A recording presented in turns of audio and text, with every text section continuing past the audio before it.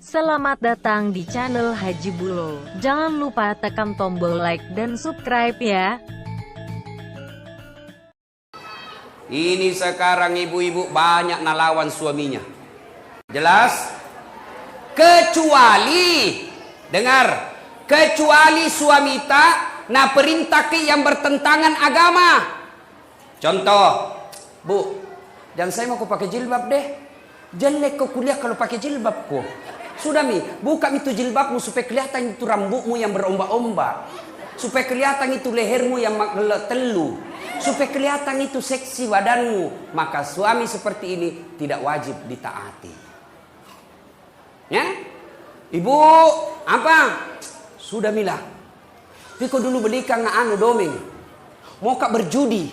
Maka perintah seperti ini tidak wajib diikuti. Tapi selama perintah itu menaati perintah Allah, tidak bertentangan dengan perintah Allah dan Rasulnya, maka ibu berdosa ketika tidak mengikutinya. Contoh Nabi dan suami tak, jangan pernah keluar rumah, tidak boleh kau keluar rumah sebelum saya pulang dari kerja. Maka kalau ibu keluar, haram langkah-langkah kaki ibu. Masya Allah. Nah, ibu-ibu jangan pernah keluar rumah tanpa izin suami. Dengar cerita. Halo ibu. Oh ibu. Bu. Sudah-sudah mi periksa itu dosta. Itu mesin dos-dos kuenya. Nah lihat terus. Pacetong. Bu. Ada orang sakaratil maut ibunya. Malasa indokna. Sakit ibunya. Maka datanglah tetangganya memanggil anaknya. Bu, sakit imam tak. Pergi ke besui. Apa kata ibu ini? Minta maaf kak, kasihan. Mau sekali kak pergi besui. Tapi suamiku lagi keluar. Dia pesan saya, jangan tinggalkan rumah sebelum saya pulang. Tidak datang. Sakaratil maut ibunya. Datang lagi tetangganya. Ibu, datang kilia mama tak kasihan. Sakaratil maut bi. Ini yang terakhir kalinya ibu lihat. Apa kata anaknya? Maafkan saya kasihan. Belum datang suamiku. Saya mau sekali ke sana tapi suamiku belum pulang. Saya dilarang keluar oleh suamiku. Meninggal ibunya. Datang lagi tetangganya. Ibu, meninggal mi mama tak kasihan. Pergi lihat yang terakhir kalinya. Tolong pergi lihat sebelum dimakamkan. Apa kata ini istri? Maafkan saya mau sekali ke sana tapi suamiku belum pulang dari medan perang dan saya dilarang keluar sebelum dia pulang. Dimakamkan. Selesai dimakamkan, tidak datang, mulai sakit, sakaratil maut, sampai dimakamkan tidak datang. Marah ini tetangganya, dia pergi lapor kepada Nabi. Dia pergi lapor sama Nabi. Ya Rasulullah, tetanggaku tega betul, mulai sakit, sakaratil maut, sampai dimakamkan ibunya. Saya datang panggil, besuk ibunya, dia tidak datang ya Rasul. Nabi lalu berkata, baik. Kenapa bisa itu anak begitu? Kenapa bisa dia tidak datang? Lalu ini berkata, dia tidak datang karena dilarang suaminya keluar. Katanya suaminya pergi medan perang. Lalu dipesan sama suaminya, jangan pernah keluar rumah sebelum saya pulang. Maka itu ibu tidak datang. Apakah Nabi marah? Apakah Nabi marah? Tidak. Nabi lalu bersabda, diampuni seluruh dosa ibu yang meninggal karena punya anak yang taat sama perintah suaminya. Masih ada ibu-ibu begini sekarang? Woi. Masih ada? Kasihan. Baru 10 menit pergi suaminya na telepon temannya datang mago. Cepat kok, tidak ada mi suamiku. Maka ibu-ibu saya heran. Di mana-mana masjid ramai majelis taklim. Di mana-mana ramai majelis-majelis taklim. Bahkan setiap masjid ada majelis taklimnya. Tapi anehnya, kenapa ibu-ibu sekarang banyak yang tidak tahu taat sama suaminya? Demi Allah ibu, demi Allah. Biar ibu salat tiap hari, bahkan sampai hitam jidatnya, puasa Senin Kamis, ngaji, tadarus, tahajud tiap malam, tapi tidak taat sama suaminya, mendurhakai suaminya, dia kurang ngajar sama suaminya. Demi Allah, jangankan masuk surga, baunya surga diharamkan bagi ibu seperti ini. Kenapa bisa Ustaz? Kenapa bisa begitu? Tahu, ibu harus tahu. Kenapa? Karena kami suami yang tanggung ibu nanti di akhirat. Ketika ibu melanggar, ketika ibu bikin dosa, kami suami yang tanggung dosanya ibu sebagai kepala rumah tangga. Beda ibu-ibu. Ibu-ibu taat ibadah, rajin sholat, tutup aurat, Senin Kamis puasa. Suaminya tukang judi, suaminya koruptor, suaminya pemabuk, suaminya pengedar narkoba, suaminya tukang tipu. Tapi istrinya soleha, demi Allah, istrinya tetap masuk surga, suaminya dibakar di neraka, tidak ada hubungan. Maka ibu, jangan keluar rumah tanpa izin suami. Jangan lakukan apa-apa tanpa izin suami. Kenapa? Karena suami yang tanggung ibu nanti ketika di akhirat. Maka bersyukur ibu-ibu yang punya suami. Kenapa? Karena itulah nanti yang lindungi ketika di akhirat. Maka hargai suami tak. Jangan hina suami tak gara-gara dia miskin. Ini banyak ini istri kurang ajar sama suaminya. Mentang-mentang agato iko, ku taunya ko, nu lamar ka dulu di seperangka ala sholat. Ndak nu belikan nga rumah na di bapakku ini nu tampati. Kamu juga saya selalu nu belikan ko baju, pensiun mako, ndak ada gajinu.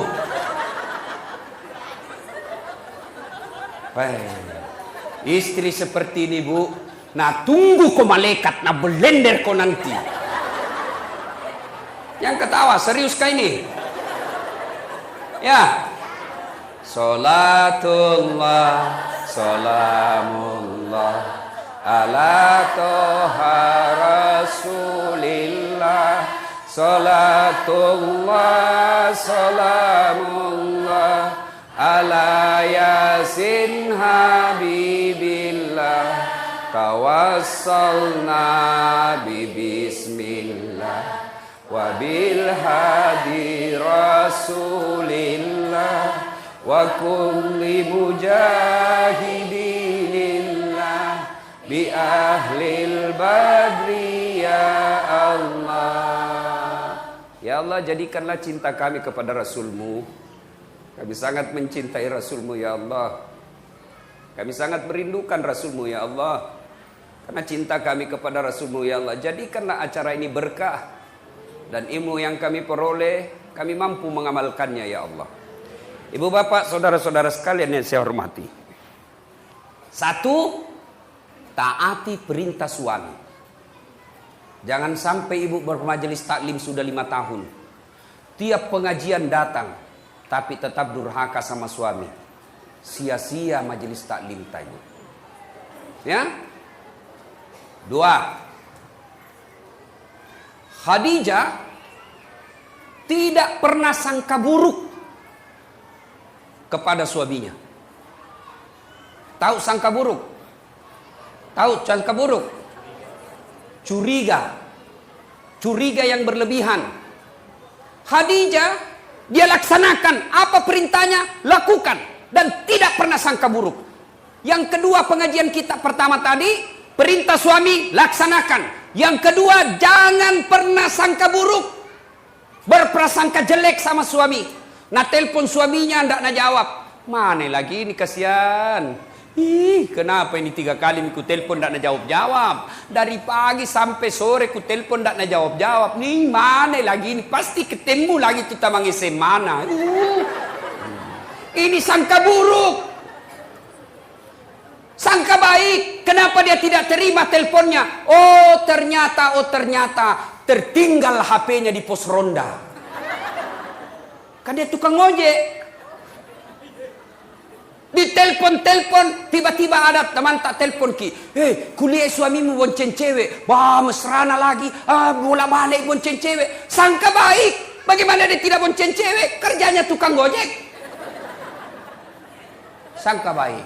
Ibu-ibu, jangkit sangka buruk. Telepon suami tidak ada jawab. Oh, mungkin lagi buang air besar. Masa mau terima telepon? Sedikit lagi. Ini tidak bagus. sangka baik. Nah, masyarakat telepon Bu Camat tidak dijawab, sangka baik. Oh, barangkali Bu Camat lagi menghadap sama Pak Wakil. Nggak enak kan terima telepon, iya Bu, ada Pak Wakil di depan. Kalau saya boleh, tunggu dulu HPM itu, kok nggak hargai saya. Ditelepon Pak Wakil tidak dijawab, sangka baik. Oh, mungkin lagi rapat dengan anggota DPR. Jangan langsung bilang, dede sekalian sudah dipilih, nah lupa maki. Sangka baik. Ada lagi Ibu Ani datang ke sini, sangka baik. Itu Jina datang itu karena mau dipilih, sangka baik. Sangka baik, jangan pernah sangka buruk. Jelas. Tidak ada itu baiknya sangka buruk. Contoh. Ada ibu-ibu 7 tahun menikah tidak ada anaknya. 7 tahun. Tiba-tiba di tahun ke-8 dia pergi periksa ahli kandungan. Cek. Nah bilang dokter, alhamdulillah ibu sudah terlambat 2 bulan. Langsung dia bilang, alhamdulillah. Nah telepon suaminya, Pak, alhamdulillah terlambat 2 bulan. Nah bilang suaminya, alhamdulillah. Jangan kau dulu cerita-cerita sayang nanti tidak jadi, malu lagi tuh. Baiklah, rahasia bersama, tidak ada cerita. Beberapa hari kemudian datang petugas PLN. Assalamualaikum. Waalaikumsalam. Kata ibu, siapa ya? PLN ibu. Kenapa Ki Pak? Ibu terlambat 2 bulan. Kenapa bisa tahu ini? Dari mana tahu ini? Langsung dia sangka buruk sama suaminya. Pasti ini lagi lah bolong ini, pasti karena kebetulan suaminya hitam. Lah bolos sih. Datanglah kasihan suaminya capek bekerja, di kantor dimarahi sama bosnya, di jalan kempes ban mobilnya, baru buka pintu memang tong kau lah bolong, pembohong, bilang jangan kau ngomong, kenapa kau ngomong? Apalagi masuk itu comok. Karena istinya comok. Terjengkel tong orang capek, langsung kini bilangi bolong, nah balas nih maga ke comok. Baru orang datang capek-capek mengamuk-ngamuk. Kenapa di itu PLN bisa tahu saya terlambat 2 bulan? Pasti kau yang cerita. Nah kita aja berdua. Nah nih, kenapa bisa tahu PLN? Bukan saya kasih tahu. Marah ini suaminya di kantor PLN. Hei, kenapa kau bisa tahu istriku terlambat 2 bulan? Nah bilang ini ada catatannya Pak.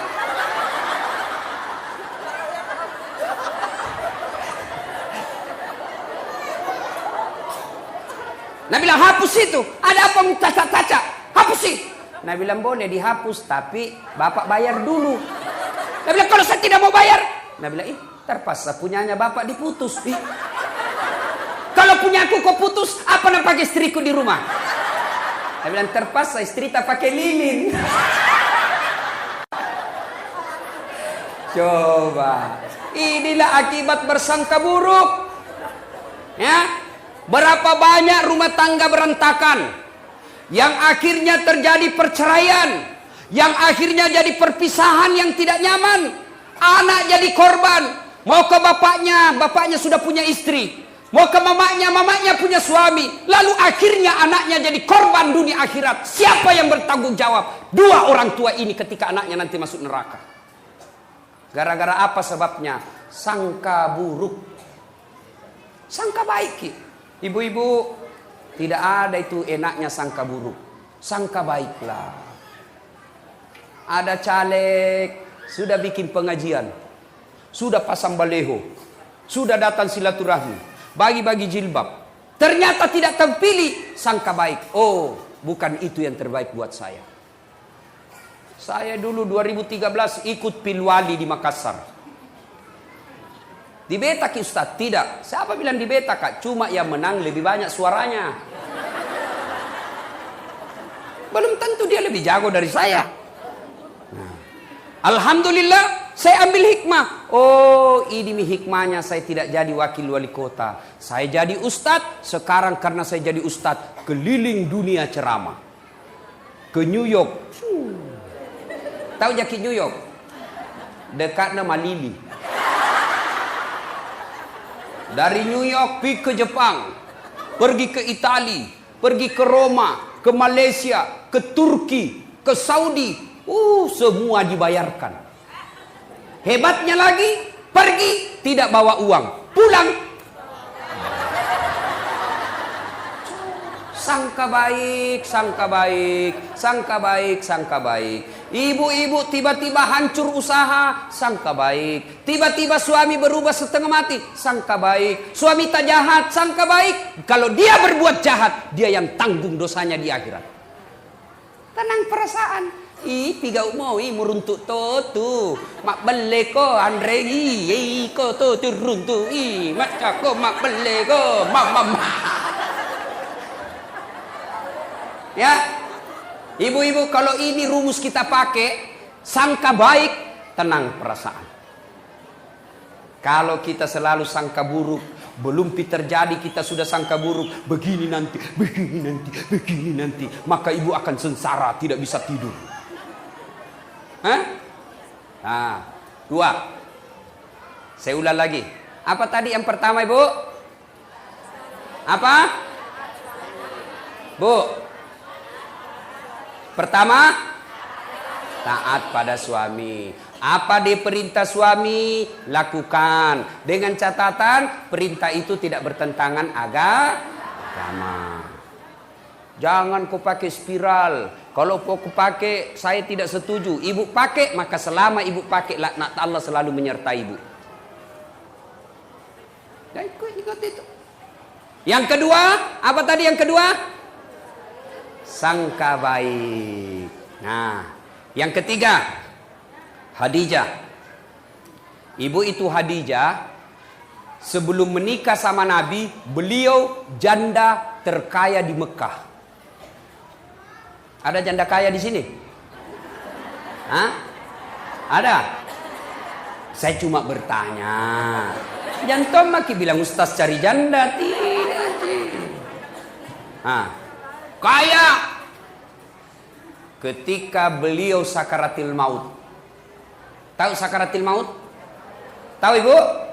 Nah ini muka-muka sakaratil maut semua ini. Masya Allah. Ketika beliau sakaratil maut, usianya 60 tahun. Nabi usianya 45 waktu itu. Sakit Khadijah. Beliau sakaratil maut. Dia lihat-lihat nih. Bajunya sudah 8 kali tambal. Tahu tambal? Tahu tambal ibu? Sulam.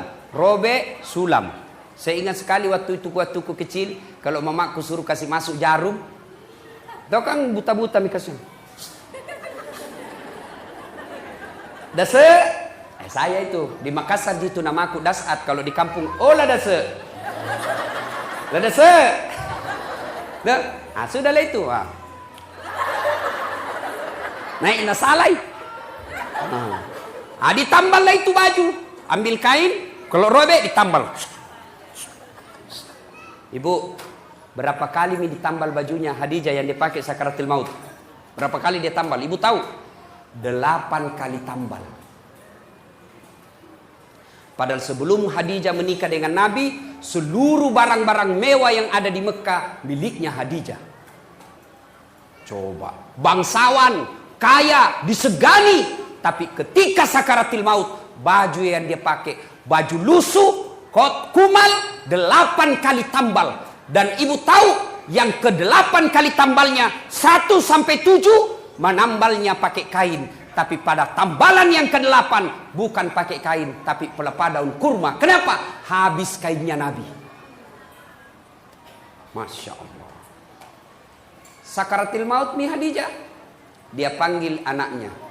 Fatimah, ta'al. Anakku, sini kau dulu nak. Iya mui. Tolong saya kau mintakan ngak serbannya bapakmu.